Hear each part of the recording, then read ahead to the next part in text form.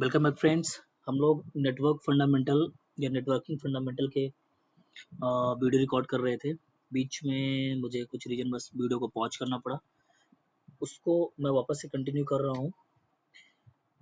तो इसको हम लोग ऐसे करेंगे कि एक वीडियो को पार्ट 1 कर देंगे, दूसरे वीडियो को पार्ट 2 कर देंगे। नेटवर्किंग फंडामेंटल का ही टॉपिक है, उसी को नेक्स्ट मैं कंटिन्यू जस्ट करने जा रहा हूँ। तो पहले वीडियो में हम लोगों ने देखा कि नेटवर्किंग फंडामेंटल में उसके टाइप्स के बारे में हमने पढ़ा, उसके कैरेक्टरिस्टिक्स के बारे में हमने पढ़ा। फिर जो हमारा नेटवर्क फॉर्म होता है उसमें दो टाइप के डिवाइसेस यूज होते हैं, मेनली DTE और DCE, उसके बारे में हमने पढ़ा। नेक्स्ट जो ये पूरा आर्किटेक्चर, जब कंप्यूटर नेटवर्क डिजाइन होता है तो जो आर्किटेक्चर बनता है वो आर्किटेक्चर बेसिकली दो टाइप से बनता है, P2P या पॉइंट टू पॉइंट नेटवर्क, दूसरा बनता है क्लाइंट और सर्वर। तो हम लोगों ने पहले वीडियो में P2P या पॉइंट टू पॉइंट नेटवर्क के बारे में डिस्कस कर लिए थे। अब हम बात करेंगे क्लाइंट टू सर्वर के बारे में। तो जैसा इसका नाम है, इसके नाम से ही अपने को क्लियर होता है कि यहाँ पे बेसिकली एक सर्वर होगा और इसके साथ कुछ क्लाइंट्स यहाँ पे कनेक्टेड होंगे। जैसा कि आप डायग्राम में देख पा रहे होंगे, एक यहाँ पे हमने सर्वर कर दिया, सर्वर के साथ कुछ क्लाइंट्स यहाँ पे कनेक्टेड हैं।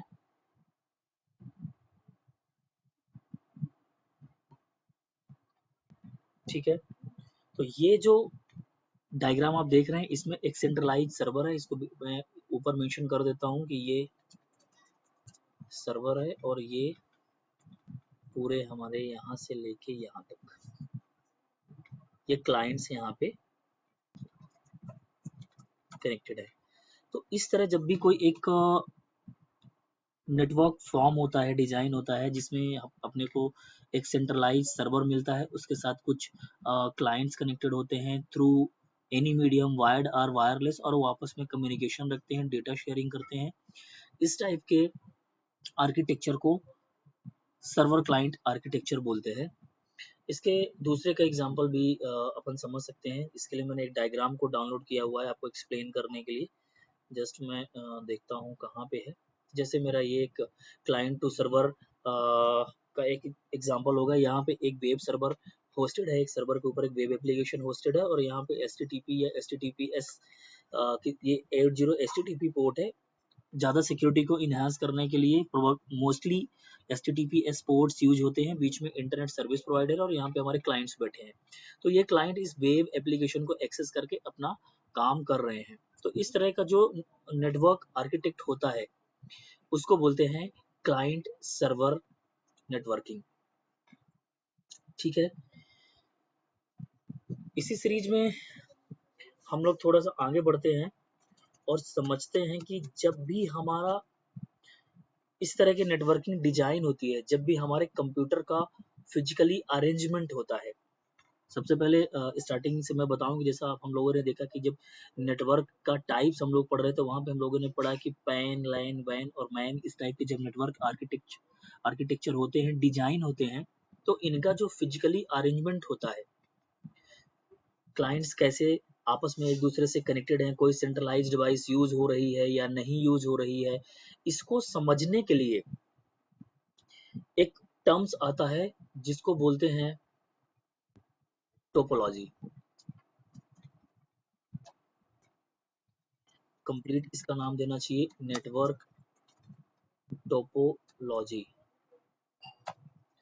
अब नेटवर्क टोपोलॉजी के बारे में थोड़ा सा हम समझेंगे कि जो हमारा लैन में नेटवर्किंग डिजाइन होती है, लैन, मैन, वैन, तीनों या चारों टाइप में से, चारों नेटवर्किंग के टाइप्स में से जो हमारे नेटवर्किंग डिवाइसेस का फिजिकली अरेंजमेंट होता है, नेटवर्क डिवाइसेस फिजिकली कैसे एक दूसरे से कनेक्टेड हैं, उसके हिसाब से टोपोलॉजी डिफाइन की जाती है। अब टोपोलॉजी बेसिकली है क्या? किसी भी नेटवर्क में इलेक्ट्रॉनिक डिवाइसेस का या कंप्यूटर्स का जो फिजिकली अरेंजमेंट है, आपस में जो कनेक्शन है, उसे नेटवर्क टोपोलॉजी बोला जाता है। अब टोपोलॉजी के यहाँ पे कई टाइप्स भी हो गए।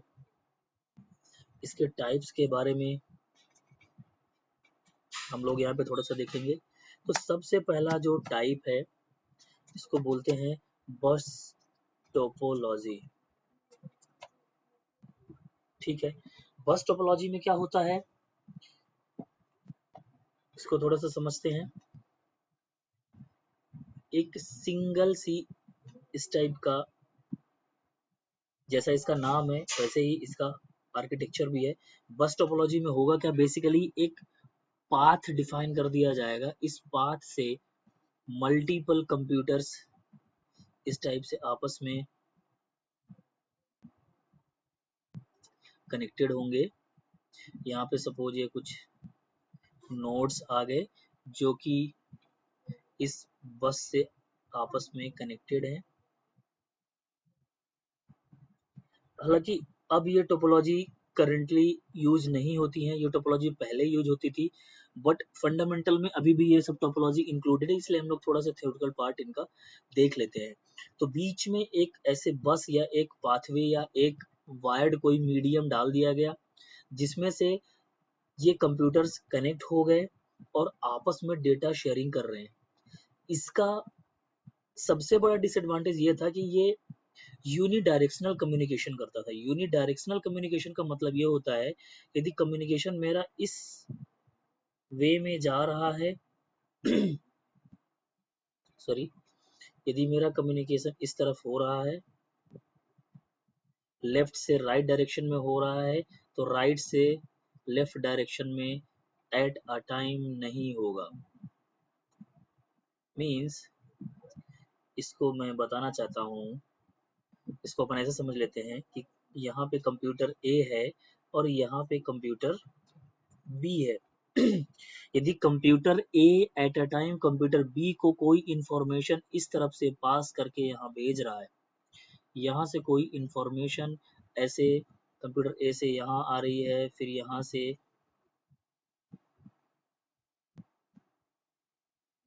ये इंफॉर्मेशन ऐसे आ रही है और फिर यहाँ से पास होकर ऐसे आ रही है। मीन्स यूनिडायरेक्शनल और बाई डायरेक्शनल दो टर्म्स होते हैं, सभी लोग समझते होंगे। यूनिडायरेक्शनल का मतलब होता है वन वे कम्युनिकेशन।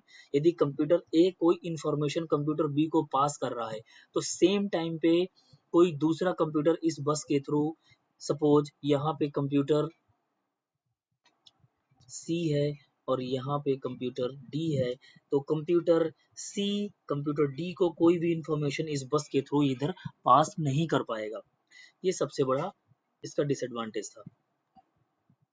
दूसरी टोपोलॉजी हमारी है जिसके ऊपर हम लोग बात करेंगे, टोपोलॉजी का टाइप है, दूसरा टाइप है, फॉन्ट कलर चेंज करके वापस से हम ब्लैक कर देते हैं, सॉरी। दूसरी हमारी टोपोलॉजी है रिंग टोपोलॉजी। अब रिंग टोपोलॉजी जैसा इसका नाम है वैसे ही इसमें फिजिकल अरेंजमेंट होता है। सिंपल सी एक टोपोलॉजी को मैं पहले भी एक्सप्लेन कर चुका हूँ और अभी भी मैं ऐसा बताना चाहूंगा। सपोज एक क्लास है और उस क्लास में दो मॉनिटर्स डिसाइड कर दिए गए कि इस क्लास के दो मॉनिटर होंगे, या जस्ट टेस्टिंग के लिए दो मॉनिटर बोल दिए गए, और 50 बच्चों का एक क्लास है। तो एक मॉनिटर से बोला गया कि इन बच्चों को का सेटिंग अरेंजमेंट कैसे किया जाए। तो कोई बंदा, एक जो स्टूडेंट है जो जिसको मॉनिटर प्रमोट किया गया है, वो बोल रहा है कि इनको हम एक रो में रखेंगे। दूसरा बंदा बोला नहीं, इनको हम रिंग के फॉर्मेट में रखेंगे। तो जस्ट टोपोलॉजी क्या है, फिजिकली अरेंजमेंट ही है और कुछ नहीं है। तो जैसे ही इसका नाम है रिंग टोपोलॉजी, वैसे ही यहाँ पे फिजिकली अरेंजमेंट भी उसी तरह रिंग के फॉर्मेट पे होता है। सपोज ये मेरे कंप्यूटर्स या सिस्टम्स या नोड्स कुछ भी आप समझ लीजिए, और ये आपस में ऐसे रिंग फॉर्मेट में एक दूसरे से कनेक्टेड है।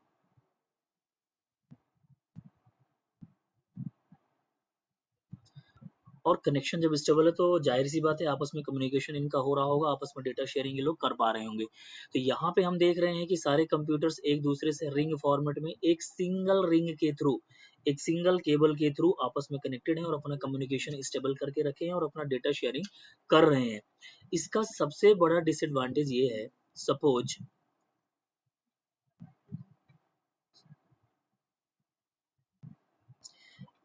मेरी कोई भी एक किसी दो नोड्स के बीच में यदि मेरा फिजिकल अरेंजमेंट या फिजिकल कनेक्शन मेरा ब्रेक हो जाता है, तो ये पूरी टोपोलॉजी फेल हो जाती है। यहाँ से फिर कनेक्शन ब्रेक हो जाएगा। सपोज यदि ये मेरा कंप्यूटर ए मैं इसको बोलूँ और इसको मैं कंप्यूटर बी बोलूँ, तो यहाँ से जब कनेक्शन मेरा ब्रेक हो जाएगा तो ये टोपोलॉजी मेरी पूरी खराब हो जाएगी और इसका कम्युनिकेशन वन डायरेक्शन में ही चलता है। ऐसे नहीं कि ये रिवर्स डायरेक्शन से इधर से कुछ कम्युनिकेशन यहाँ पे स्टेबल कर लेगा। तो जब भी मेरा ये कनेक्शन यहाँ पे ब्रेक हो जाए हो गया सपोज, तो ये पूरा रिंग मेरा खराब हो गया और ये टोपोलॉजी यहाँ पे फेल हो गई, सिस्टम्स का आपस में कम्युनिकेशन नहीं होगा। रिंग टोपोलॉजी का दूसरा ये सबसे बड़ा डिसएडवांटेज था, सॉरी पहला डिसएडवांटेज था रिंग टोपोलॉजी का। इसके बाद हम नेक्स्ट टोपोलॉजी की टाइप की हम बात करें थर्ड नंबर पे, तो जो टोपोलॉजी है इसका नाम है, सॉरी इसका फॉन्ट कलर वापस से हम ब्लैक करते हैं, स्टार टोपोलॉजी। सबसे ज़्यादा कॉमनली यूज होने वाली ये टोपोलॉजी, अभी भी ये टोपोलॉजी करंट में भी वर्किंग में है और यूज भी हो रही है। इसमें जनरली होता क्या है कि एक सेंट्रलाइज डिवाइस हम रखते हैं और इस सेंट्रलाइज डिवाइस के चारों तरफ जो हमारे सिस्टम होंगे, नोड्स होंगे, कंप्यूटर्स होंगे, वो आपस में ऐसे कनेक्टेड रहेंगे। कुल मिला के ऑल ओवर मैं ये कहना चाह रहा हूँ कि यहाँ पे जो सिस्टम मैनेज हो रहे हैं वो आपस में ऐसे कनेक्टेड हैं इस सेंट्रलाइज डिवाइस के थ्रू।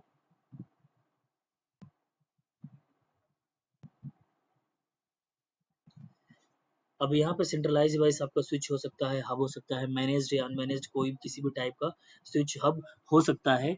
इस सेंट्रलाइज डिवाइस से सारे सिस्टम्स आपके कनेक्टेड रहेंगे, सारा कम्युनिकेशन इस सेंट्रलाइज डिवाइस के थ्रू आपका स्टेबल है। बट यहाँ भी एक डिसएडवांटेज ये लग रहा है कि यदि सेंट्रलाइज डिवाइस ही मेरा फेल हो गया तो सारे सिस्टम का कम्युनिकेशन ब्रेक हो जाएगा। ये एक यहाँ भी डिसएडवांटेज है। बट अभी एट प्रेजेंट स्टार टोपोलॉजी कई नेटवर्क में आपको दिख जाएगी, स्टार टोपोलॉजी यूज होते हुए आपको दिखेगी। इसके नेक्स्ट यदि हम टॉपिक की बात करें तो नेक्स्ट टोपोलॉजी आता है मेश टोपोलॉजी। और जैसा कि ये इसका नाम है मेश, मेश मीन्स मैशअप, कि एक से ज्यादा टोपोलॉजी को मर्ज करके बनाई हुई टोपोलॉजी है। सपोज मेरा यहाँ पे एक स्टार टोपोलॉजी चल रही है और दूसरे साइड पे मेरी एक रिंग टोपोलॉजी यहाँ पे चल रही है। ऐसे दो चार कंप्यूटर्स हैं जो आपस में रिंग फॉर्मेट में एक दूसरे से कनेक्टेड है।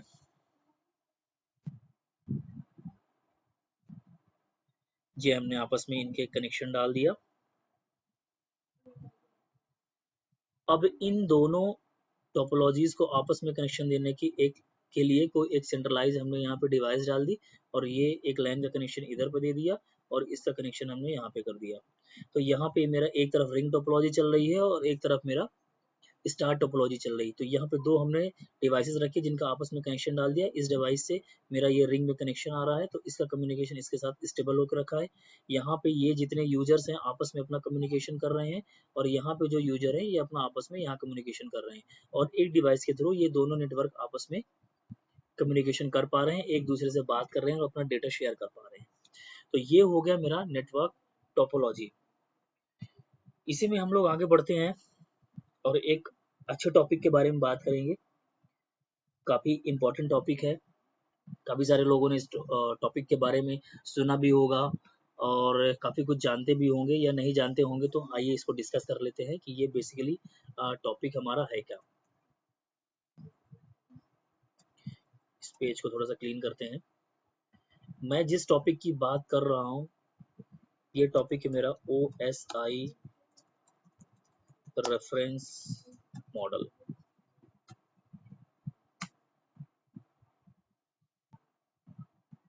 ये मेरा 4th नंबर है। ऊपर वाले पे मैं नंबरिंग करना मिस कर गया था तो मैं यहाँ पे नंबर डाल देता हूँ।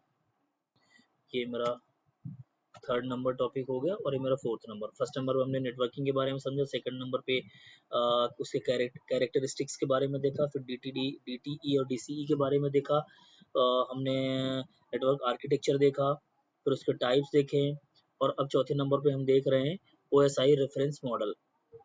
ठीक है, तो आइए इस मॉडल के बारे में डिटेल से समझते हैं कि OSI मॉडल है क्या, किसने डेवलप किया, इसका अभी यूज केस क्या है, ये सारे इंफॉर्मेशन को हम यहाँ पे समझते हैं। तो सबसे पहले मैं बताना चाहूँगा कि जो OSI मॉडल है, इसके जैसे नाम में मेंशन है कि ये एक रेफरेंस मॉडल है। एक्चुअल सिनारियो में इसका कोई डायरेक्ट यूज नहीं है। इस मॉडल के थ्रू हम समझते हैं कि हमारा डेटा का जो ट्रांसमिशन हो रहा है सेंडर और रिसीवर के बीच में, वो कैसे कैसे हो रहा है और बीच में क्या क्या प्रोटोकॉल्स आ रहे हैं जो इस डेटा को सेंडर और रिसीवर के बीच में कम्युनिकेट कराने के लिए वर्क कर रहे हैं।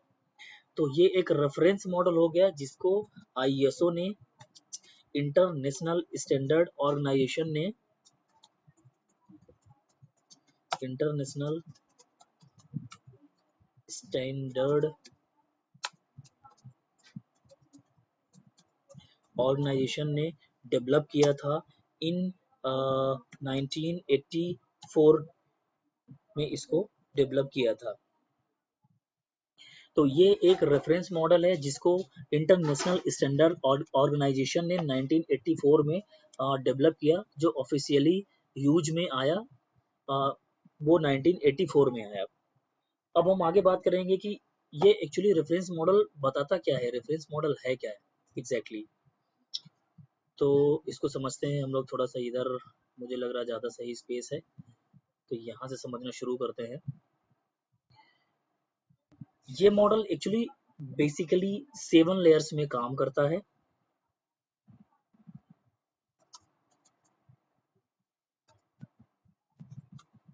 ये जो रेफरेंस मॉडल है ये 7 लेयर्स में वर्क करता है। इन 7 लेयर्स के बारे में थोड़ा सा डिटेल से समझते हैं। एक तरफ मेरी, इसको हम दो तरीके से समझेंगे।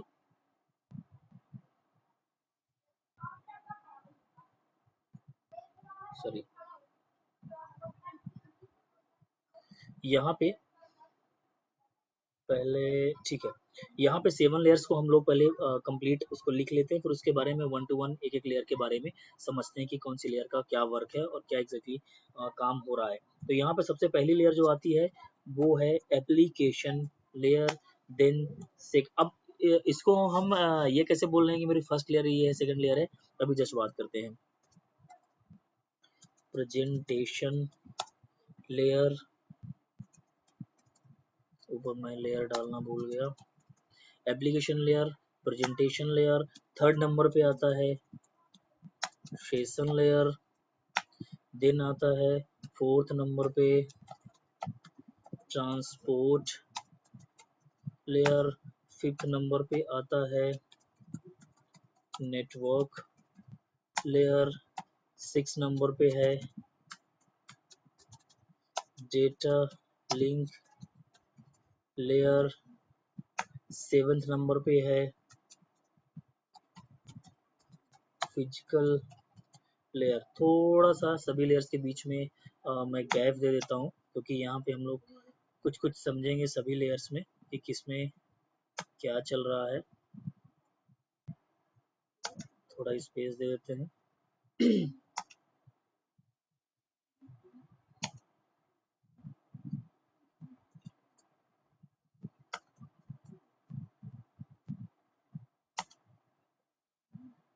7th नंबर पे है फिजिकल लेयर। ठीक है, ये सारी लेयर्स को मैं अभी जस्ट ऐसे ही कॉपी कर लेता हूँ और साइड में आते हैं यहाँ पे और इनको मैं करता हूँ पेस्ट। ठीक है, अब मैंने इसको, सॉरी, थोड़ा सा इधर मुझे चेंज करना पड़ेगा। ये मैंने किया इसको पेस्ट और इसकी नंबरिंग को करना पड़ेगा चेंज। ये 1 और ये 2, ये 3, ये 4, 5, 6 और 7। हमने एक जस्ट ऐसे लेयर्स का नाम लिखा। एक तरफ से मैं एप्लीकेशन लेयर को फर्स्ट लेयर बोल रहा हूँ, दूसरी तरफ मैं एप्लीकेशन लेयर को 7th नंबर क्लियर बोल रहा हूँ। ये ऐसा हो कैसे रहा है, इस तरफ है मेरा सेंडिंग एंड और इस तरफ है मेरा रिसीविंग एंड। सेंडर की तरफ से, जब भी सेंडिंग एंड की तरफ से आप OSI मॉडल में लेयर्स का कैलकुलेशन करेंगे तो सबसे पहले लेयर आएगी application layer, then presentation layer, session layer, sorry यहाँ पर सेशन की स्पेलिंग थोड़ा सा मिस हो गई बट ये अभी मैं एडिट नहीं कर पाऊंगा, SESSION, ठीक है, एडजस्ट कर लीजिएगा। Transport layer, network layer, data link layer and physical layer. जब भी आप सेंडिंग एंड से जाएंगे तो ये इस तरफ की जितनी भी लेयर्स हैं, ये सारी लेयर्स, सेंडिंग एंड से जब आप जाएंगे तो लेयर्स का कैलकुलेशन ऐसे करेंगे 1 to 7, और रिसीविंग एंड में जब आप जाएंगे तो लेयर्स का कैलकुलेशन ऐसे होगा, आपकी एप्लीकेशन लेयर 7th नंबर की लेयर हो जाएगी। तो अब हम एक एक लेयर के बारे में थोड़ा सा ब्रीफ में जाते हैं, थोड़ा ब्रीफ करते हैं, डिटेल में जाते हैं, थोड़ा समझते हैं किस लेयर का क्या काम है, किस लेयर से मुझे क्या पता चलता है। ठीक है, तो सबसे पहली लेयर है एप्लीकेशन लेयर। इस लेयर को कुछ दूसरे नामों से भी जाना जाता है, कुछ दूसरे नाम भी इनके आपने सुना होगा, जैसे कि इसको डेस्कटॉप लेयर भी कहा जाता है, या फिर इसको user sorry user interface layer भी बोला जाता है, क्योंकि ये एक ऐसी लेयर होती है जहाँ पे यूजर को, जहाँ पे क्लाइंट को एक इंटरफेस दिया जाता है किसी भी टाइप के डेटा को रेडी करने के लिए। सपोज मेरे ऑफिस में मेरे बॉस ने बोला कि मुझे यहाँ पे कंपनी ए है और यहाँ पे कंपनी बी है। मेरे बॉस ने मुझे इंस्ट्रक्शन दिया कि आप एक ईमेल रेडी करो, एक प्रॉपर प्रेजेंटेशन बनाओ, उस प्रेजेंटेशन को ईमेल के थ्रू कंपनी ए से कंपनी बी को सेंड करना है। तो अब मुझे एक प्रेजेंटेशन बनाना है, तो प्रेजेंटेशन बनाने के लिए ऑब्वियस सी बात, एक सबसे कॉमन टूल है MS ऑफिस का, MS power point. MS power point को मैंने ओपन किया, एक प्रेजेंटेशन बनाया और एक डेटा कंप्लीट हमने रेडी किया मेल करने के लिए। तो जो डेटा हम रेडी कर रहे हैं, डेटा को रेडी करने के लिए जो एप्लीकेशंस यहाँ पे यूज हो रहे हैं, वो सारे एप्लीकेशन यहाँ पे एप्लीकेशन लेयर में एग्जैक्टली यूज होते हैं। ठीक है, एप्लीकेशन लेयर का बेसिकली यही यूज है कि आपको कोई भी डेटा रेडी करना है, जितने भी टाइप के एप्लीकेशन है, वेब बेस्ड एप्लीकेशन है, या जैसे कि HTTP, HTTPS, टेलनेट, FTP, इस टाइप के जो भी प्रोटोकॉल्स हैं, सारे प्रोटोकॉल एप्लीकेशन लेयर में काम करते हैं। देन एप्लीकेशन लेयर में हमने डेटा को एक रेडी किया मेल करने के लिए कंपनी ए से कंपनी बी को, उसके बाद वो डेटा चला जाता है प्रेजेंटेशन लेयर में। सपोज हो सकता है कि मैंने जो डेटा रेडी किया यहाँ पे मैं प्रोटोकॉल्स लिख देता हूँ कि कौन कौन से प्रोटोकॉल यूज होते हैं।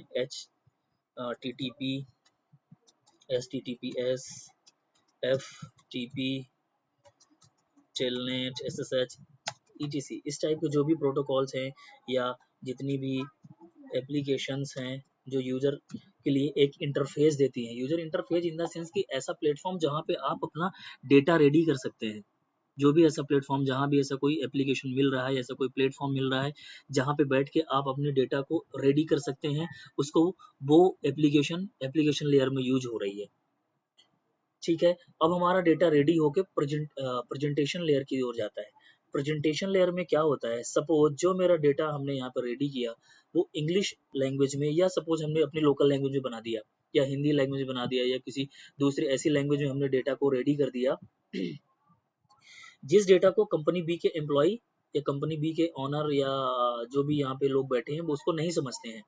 तो यहाँ पे जो डेटा का इंक्रिप्शन, डिक्रिप्शन, कंप्रेशन, ठीक है, ट्रांसलेशन, जो इस टाइप के जितने भी एक्टिविटीज होंगी वो प्रेजेंटेशन लेयर में होगी। मींस जो भी आपने डेटा एप्लीकेशन लेयर में रेडी किया है उसको प्रेजेंटेबल फॉर्मेट में लाने का काम प्रेजेंटेशन लेयर का है। तो यहाँ पे इंक्रिप्शन होता है बेसिकली डेटा का, डिक्रिप्शन होता है, ट्रांसलेशन होता है, और कंप्रेशन होता है।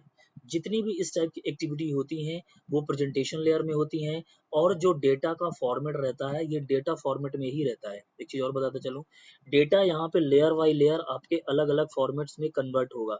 एप्लीकेशन लेयर में डेटा आपका जस्ट नॉर्मल डेटा जो आप रेडी करते हैं एक सीपीयू में, एक कंप्यूटर में बैठ के, उसी फॉर्मेट में रहता है, डेटा का फॉर्मेट चेंज नहीं होता। प्रेजेंटेशन लेयर में भी डेटा आपका जस्ट ट्रांसलेशन, इंक्रिप्शन, डिक्रिप्शन होके एक प्रेजेंटेबल मोड में आता है, बट डेटा का फॉर्मेट यहाँ भी चेंज नहीं होता।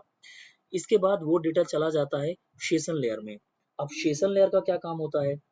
सेशन लेयर एक ऐसी लेयर है, जितनी भी जो लॉजिकल पोर्ट्स होते हैं वो सेशन लेयर में काम करते हैं। और सेशन लेयर का इससे भी इम्पोर्टेंट वर्क ये है, सेशन लेयर एक एंड टू एंड पूरा आपको कनेक्शन एक स्टेबल करेगी।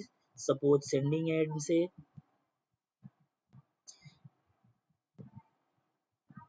कब तक ये कनेक्शन को स्टेबल करके रखेगी, ये सेशन को आपको प्रॉपर तरीके से स्टेबल करके रखी, जब तक रिसीविंग एंड के सेशन लेयर तक का जो यूजर बैठा हुआ सेशन लेयर में, जो यहाँ पे डेटा है, सपोज आपने कोई डेटा यहाँ से ईमेल एक सेंड किया, वो सेशन लेयर में आया, उसके बाद transport layer, network layer, data link layer, physical layer, और यहाँ फिजिकल लेयर में रिसीव हुआ, फिर data link layer, network layer, transport layer और सेशन लेयर। जब तक कोई भी सेंडिंग एंड का डेटा रिसीविंग एंड के सेशन लेयर तक रिसीव नहीं हो जाता और उसका एक्नॉलेजमेंट सेंडर को नहीं आ जाता, तब तक सेशन लेयर एक प्रॉपर सेशन को यहाँ स्टेबल करके रखती है। तो सेशन लेयर का काम ही है, जैसा उसका नाम है वैसे ही उसका काम है।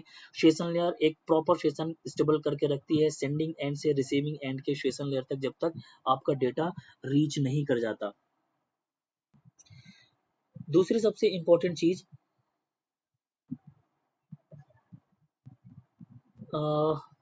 इसके बाद डेटा जो आपका सेशन लेयर से होता है वो ट्रांसपोर्ट लेयर पे चला जाता है। ट्रांसपोर्ट लेयर पे जैसे ही आपका डेटा रीच करता है, यहाँ से डेटा का आपका जो फॉर्मेट है वो चेंज होना शुरू होता है। जैसे ही आपका डेटा ट्रांसपोर्ट लेयर में आया, इस डेटा का सेगमेंटेशन हो जाता है। सेगमेंटेशन हो जाता है मीन्स आपका जो डेटा होता है वो छोटे छोटे पैकेट्स में, पैकेट तो नहीं बोलना चाहिए क्योंकि पैकेट नेटवर्क लेयर में चली जाती है, इसको सेगमेंटेशन बोलना चाहिए कि जो डेटा आपका बड़े फॉर्मेट में आता है उस डेटा को छोटे फॉर्म में यहाँ पे टुकड़ों में तोड़ के उसका सेगमेंटेशन कर दिया जाता है। दूसरा सबसे इंपॉर्टेंट चीज, जितने भी टीसीपी, नीचे थोड़ा सा आ जाते हैं, टीसीपी और यूडीपी टाइप के जो भी प्रोटोकॉल्स होंगे वो सब ट्रांसपोर्ट लेयर में वर्क करते हैं। तो ट्रांसपोर्ट लेयर एक ऐसी लेयर है जहां पे सेगमेंटेशन होता है, टीसीपी यूडीपी प्रोटोकॉल्स यूज होते हैं, और एक दूसरा प्रोसेस भी होता है जिसको रिसेंबलिंग बोलते हैं। रिसेंबली भी यहाँ पे होती है, REASSEMBLY। डेटा को जो रिसेंबलिंग होता है वो इसी लेयर में होता है। तो सेशन लेयर से जैसे डेटा आपका ट्रांसपोर्ट लेयर में आता है, यहाँ पर डेटा का सेगमेंटेशन होता है, उसे छोटे फॉर्म में तोड़ दिया जाता है, और जितने भी टीसीपी यूडीपी टाइप के जो प्रोटोकॉल्स होंगे वो इसी लेयर में यूज होते हैं। सपोज सीधी सी बात है, ट्रांसपोर्ट का काम ही जैसे इसका नाम है वैसे इसका काम है, मैं पहले भी बोल चुका हूँ। जैसे एक बड़ा सा पैकेट आपने किसी ट्रांसपोर्टर को दिया, उसने दिमाग लगाया कि इतने बड़े कार्टून को ट्रांसपोर्ट करने में मुझे प्रॉब्लम होगी, मैं एक काम करता हूँ, इसके इस बड़े से पैकेट को 2-3 पैकेट में डिवाइड करता हूँ, सेम एड्रेस इसके ऊपर लिख के पैकेट को पैक करके और ट्रांसपोर्ट कर दूंगा, जिससे मुझे ट्रांसपोर्टेशन पे ईजी होगा, जो हैंडल विद केयर अच्छे से हो पाएगा।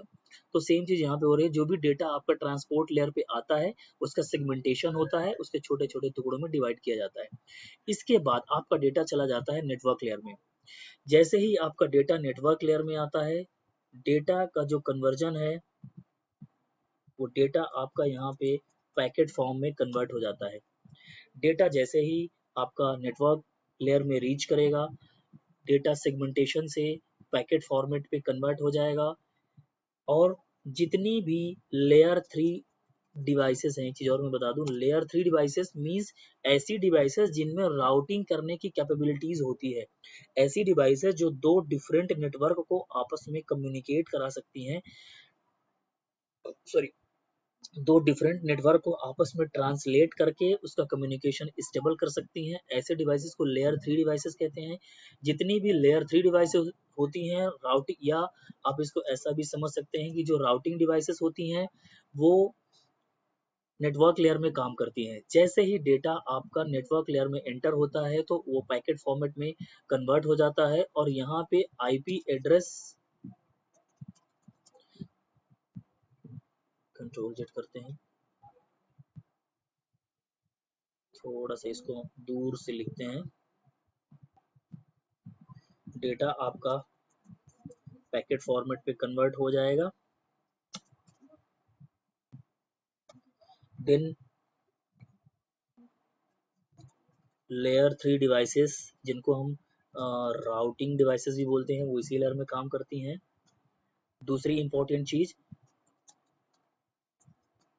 आईपी एड्रेस जो भी होंगी वो इसी लेयर में आईपी का एक हेडर आपके डेटा पैकेट के ऊपर लग जाता है कि आपका जो सेंडर है उसका आईपी एड्रेस ये है, और आईपी एड्रेस का एक हेडर लगाएंगे। और नेटवर्क लेयर का जो सबसे इंपॉर्टेंट काम है वो ये है कि जो डेटा आपका ट्रेवल करके सेंडिंग एंड से रिसीविंग एंड की तरफ जाना है उसके लिए एक best route, best path decide करके बताता है। सपोज आप एक लोकेशन से दूसरे लोकेशन की तरफ ट्रेवल करते हैं तो वो आपको, जैसे हम कहीं किसी एक अननोन जगह के लिए और हम ट्रेवलिंग में निकले और हमको लोकेशन का एग्जैक्टली रास्ता नहीं पता और सामने एक चौराहा आ गया कि हम किस तरफ जाएं, तो जो वहाँ पे पर्सन अवेलेबल होते हैं उनसे हम बात कर लेते हैं कि भैया हमें इस लोकेशन पे जाना है, तो उसके लिए बेस्ट रूट क्या रहेगा जो इजी हो, साफ सुथरा हो, जहाँ पे आसानी से हम रीचेबिलिटी हमारी हो, आसानी से हम पहुंच जाए। सेम काम यहाँ पे नेटवर्क लेयर का होता है। जैसे ही डेटा नेटवर्क लेयर में आता है, डेटा को पैकेट फॉर्मेट में कन्वर्ट करती है और उसके ऊपर एक आईपी एड्रेस का हेडर लगा देती है, एक एड्रेस लगा देती है कि सेंडिंग जो सेंडर है उसका आईपी एड्रेस ये है और इसको रिसीविंग एंड की तरफ जाने के लिए बेस्ट रूट ये रहेगा, उसी रूट से आपका डेटा ट्रेवल करके वहां पे चला जाएगा। इसके बाद हमारी नेक्स्ट लेयर आती है data link layer. Data link layer में जैसे ही आपका डेटा रीच करता है तो डेटा की यहाँ पे फ्रेमिंग होती है। डेटा अब आपका पैकेट फॉर्म से फ्रेम फॉर्मेट में कन्वर्ट हो जाता है और उस फ्रेम के ऊपर डेटा लिंक लेयर क्या करती है, एक फिजिकल एड्रेस, जिसको आप लोग या सभी लोग, हम सभी लोग मैक एड्रेस भी बोलते हैं। पहले से पैकेट के ऊपर एक आईपी एड्रेस का हेडर लगा हुआ था, वो डेटा हमारा है डेटा लिंक लेयर में। यहाँ पे डेटा लिंक लेयर ने उस आईपी के साथ एक मैक एड्रेस का हेडर भी लगा दिया कि जिस सेंडिंग एंड से ये डेटा आ रहा है उसका आईपी एड्रेस ये है और मैक एड्रेस ये है। यही एक वो लेयर है जहाँ पे डेटा का एरर चेकिंग भी होती है, ठीक है। फ्लो कंट्रोल भी इसी लेयर में मैनेज किया जाता है। जो भी डेटा आपका यहाँ पे आ रहा है, सपोज उस डेटा में कोई एरर आ गई और वो सेंड नहीं हो पा रहा, तो डेटा को एरर चेकिंग करके उसको करेक्ट करना, उसका एक्नॉलेजमेंट देना सेंडर को और उसको रीसेंड करने का काम डेटा लिंक लेयर का होता है। डेटा का जो फ्लो कंट्रोल है, यहाँ पे मैं बात करना चाहूंगा, जो एरर डिटेक्शन होता है वो इसी लेयर में होता है और डेटा का फ्लो कंट्रोल भी इसी लेयर में होता है। डेटा जिस फ्लो से सेंड हो रहा है, तो सेंडिंग एंड से रिसीविंग एंड तक जब तक डेटा नहीं पहुंच जाएगा उसका फ्लो मैनेज करना उसकी डेटा लिंक लेयर का काम है। इसके बाद डेटा आपको ट्रेवल करके नेक्स्ट लेयर में जाता है जिसको फिजिकल लेयर बोलते हैं। जैसे ही आपका डेटा फिजिकल लेयर में आता है वो कन्वर्ट होके उसका फॉर्मेट बिट या सिग्नल हो जाता है। सिग्नल या बिट फॉर्मेट में आपका डेटा कन्वर्ट हो जाता है। यही वो लेयर है जिसको हम इथरनेट इन्वायरमेंट भी बोलते हैं। इथरनेट इन्वायरमेंट इसलिए बोलते हैं क्योंकि डेटा अब आपका यहाँ पे फिजिकल लेयर में आकर के एक वायर्ड मीडियम या वायरलेस मीडियम, अब आपका डेटा यहाँ पे एक किसी मीडियम के ऊपर ट्रेवल कर रहा है, इसीलिए यहाँ पे आपका डेटा बिट और सिग्नल फॉर्मेट में कन्वर्ट होता है। यदि आपका पूरा इन्वायरमेंट वायर्ड है तो उसको आप इथरनेट इन्वायरमेंट भी कह सकते हैं। तो यहाँ पे डेटा आपका बिट या सिग्नल फॉर्मेट में कन्वर्ट होके नेक्स्ट जो रिसीविंग एंड का फिजिकल लेयर है उसको ये डेटा यहाँ पे रिसीव हो जाता है।